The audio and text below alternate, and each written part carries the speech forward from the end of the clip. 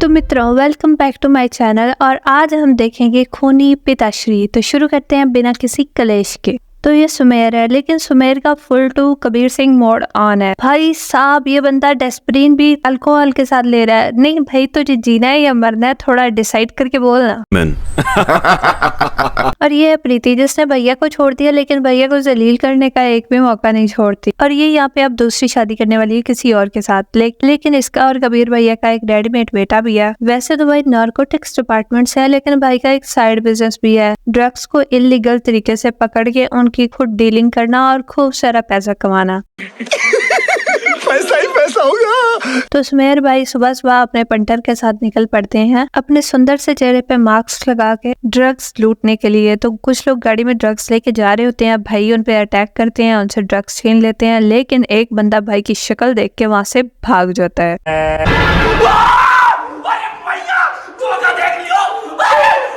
इतने में सुमेर भाई का पंटर उसे बताता है कि बैग में 3 किलो ड्रग्स एक्स्ट्रा है। पैसा ही पैसा होगा। लेकिन उस बंदे ने भाई के पेट में रामपुरी घुसा दी थी, इसलिए भाई अब जाते हैं मेडिकल स्टोर पे दवाई लेने। सुमेर का बेटा सुमेर के साथ ही रहता है, अपनी माँ के साथ नहीं। लेकिन वो बात बात पे शाहिद कपूर को ये कहता रहता है कि अगर मैं भी तुम्हें छोड़ के चला जाऊं तो यही अच्छा होगा, क्योंकि तुम्हारे पास तो मेरे लिए टाइम ही नहीं है। लेकिन सुमेर उसे प्रॉमिस करता है कि वो आइंदा उसे वक्त देगा, लेकिन आज उसे काम है तो आज उसे जाना ही होगा। तो वो अपने बेटे को वहाँ होटल में छोड़ के वहाँ से चला जाता है। तो सुमेर अपने पंटर के साथ जाता है क्राइम सीन पे। हाँ, उसी जगह पे जहाँ इन्होंने सुबह खुद ही लूट मार मचाई थी। और यहाँ पे इन्वेस्टिगेशन कर रही है सुमेर भाई की क्रश। इतने में आती है बेवफा प्रीति और वो कहती है, तुम कैसे बाप हो, तुम बाप नहीं तुम पाप हो, तुम्हें पता ही नहीं हमारा बेटा सुबह से लापता है। इतने में भाई को आती है कॉल और सामने से बोलता है किडनैपर कि तुम्हारा बेटा अगवा हो चुका है। अब साले तूने हमारे ड्रग्स लूटा, हमने तेरे बेटे को लूट लिया। तो सुमेर भाई का बेटा है केडी पाठक के पास। दरअसल भाई ने जो ड्रग्स चोरी की थी वो केडी पाठक की थी, और केडी पाठक के आदमी ने भाई को देख लिया था, इसलिए भाई पहचाने गए और भाई का बेटा अगवा हो गया। तो अब बेटा ये तो ड्रग्स वापस करने होंगे, वरना बेटे के छोटे छोटे टुकड़े हो जाएंगे।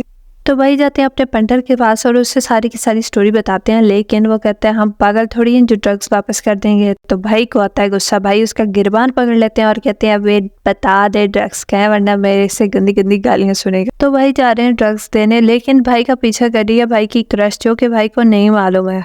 दूसरी तरफ भाई का पंटर जाके अपने सीनियर के सामने रो रहा है कि ड्रग्स वो वापस करने गया, तो अब ये डील नहीं होगी, तो बस हमारा भी हिस्सा गया। तो भाई इस डिपार्टमेंट में सारे ही करप्ट हैं, इसलिए वो कहता है कि अब डील मैं करूंगा, ड्रग्स मैं लाऊंगा, तुम लोग निकलो यार। अरे तू जा रही। इतने में से अदिति की कॉल आती है कि उसे सुमेर पर शक था, इसलिए उसने सुमेर का पीछा किया और सुमेर ने बैग को एक जगह पर होटल के अंदर रखा और उसने वहां से बैग को गायब करके वॉशरूम में छुपा दिया। अब दोस्तों, अदिति यहाँ पर एक सिंसियर ऑफिसर है जो कि अपनी ड्यूटी अच्छे से कर रही है, और सब लोग यहाँ पे विलन के अड्डे पे पहुंच चुके हैं, जो कि कोई काली पहाड़ी नहीं बल्कि एक रेस्टोरेंट है, और केडी पाठक उस रेस्टोरेंट का मालिक है। और रेस्टोरेंट में इस वक्त एक शादी भी हो रही है। तो केडी पाठक यहाँ पे शाहिद कपूर से ये डील करता है कि तुम ड्रग्स मुझे दे दो, मैं तुम्हें तुम्हारा बेटा भी दे दूंगा। शाहिद कपूर कहता है कि मैं थोड़ी देर के अंदर ड्रग्स लेके वापस आता हूँ, तब तक मेरे बेटे को कुछ नहीं होना चाहिए।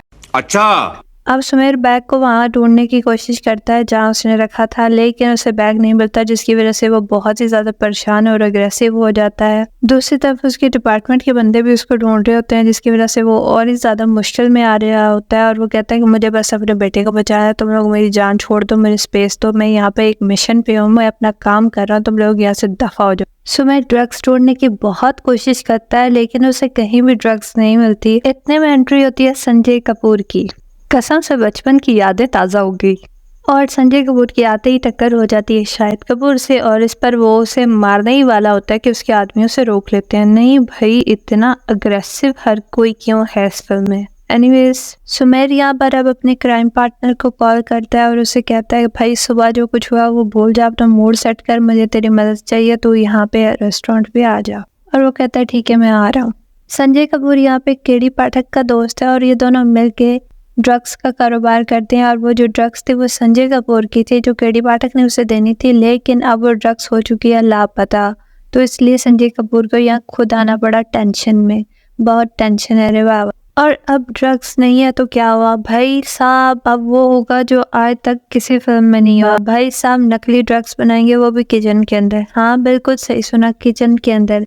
तो सुमेर यहाँ पर खाना बनाने वालों को डरा धमका के उनसे ड्रग्स बनवाता है, लेकिन कोई जादू थोड़ी है। अब तुम लोग सोच रहे हो कि किचन में थोड़ी ड्रग्स बनती है, तो भाई साहब वो ड्रग्स की जगह आटा पैक करवाता है कुछ इस तरह से कि वो बिल्कुल ड्रग्स लगे। और उसके बाद वो जाता है होटल के एक वेटर के पास, जिसको कहता है कि आज सर की एनिवर्सरी है और तुम अगर उन्हें आज विश करोगे तो वो बहुत ही खुश होंगे और तुम्हें कोई इनाम वगैरह दे देंगे, और साथ में 3-4 हट्टे कट्टे और लड़कों को लेके आना, कुछ फर्नीचर हटवाना है रूम से। तो इस प्लानिंग के साथ और ये जो भी उसने किया था उसके साथ वो जाता है केडी पाठक के पास। वहाँ पर ऑलरेडी संजय कपूर मौजूद होता है। वो उसे ड्रग्स देता है और साथ ही ये कहता है कि यहाँ पे मेरे साथ ही आ चुके हैं, नारकोटिक्स डिपार्टमेंट वाले आ चुके हैं, तो तुम लोगों को यहाँ से जल्दी जाना पड़ेगा।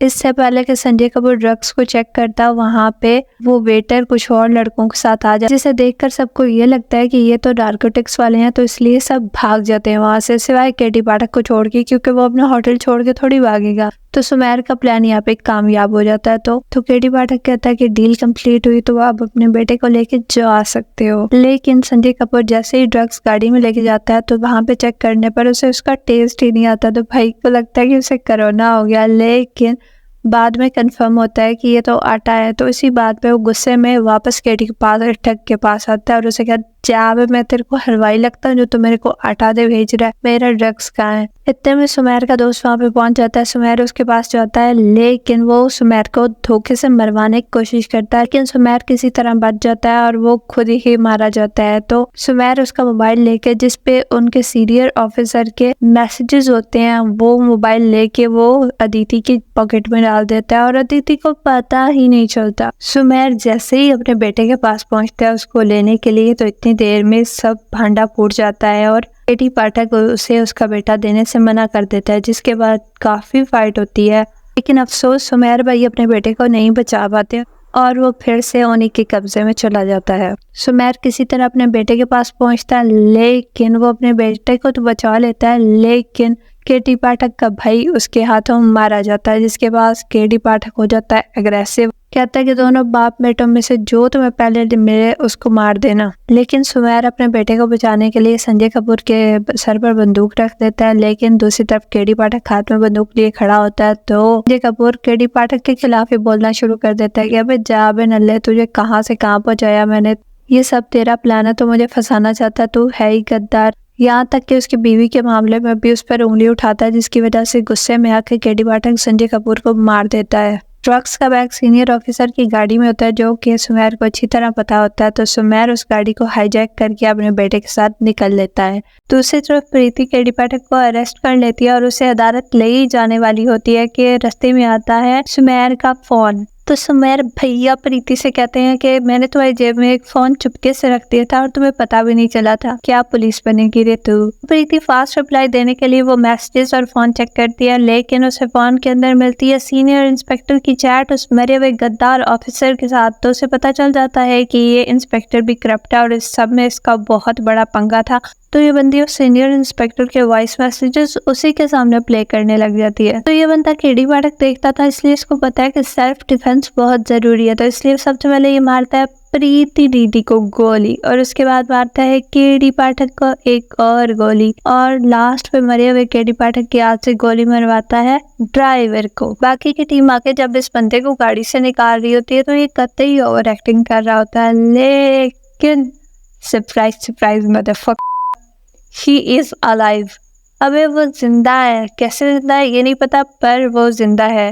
भाई तेरा निशाना बहुत खराब है। तो भैया कतई 2 लोगों का फुल मर्डर और एक हाफ मर्डर करके भी ये आदमी नहीं बच सका। तो दूसरी तरफ सुमेर भैया को इतनी सारी फाइट्स और इतनी सारी ट्रेजेडी के बाद कतई ग्लूकोज की कमी हो गई है, मुझे चक्कर आने लग गया। तो इसलिए वो रास्ते में बेहोश हो जाते हैं। तो उनका बेटा किसी तरह रैंडम लोगों से हेल्प लेके उन्हें हॉस्पिटल पहुंचाता है। तो भैया एंड सीन में हमको दिखाते हैं कि शाहिद कपूर का लौंडा कतई भावुक हो गया। मतलब जो पहले अपने बाप को 24 घंटे उंगली करता रहता था, अब उसकी तारीफों के बोल बांध रहा है, अपनी माँ को सुना रहा है कि he is the best daddy in the world, you get lost bitch, go get marry with him.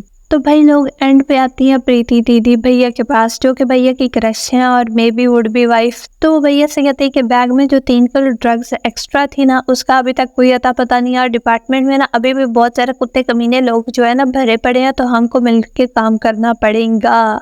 तो भैया कहते हैं ओके।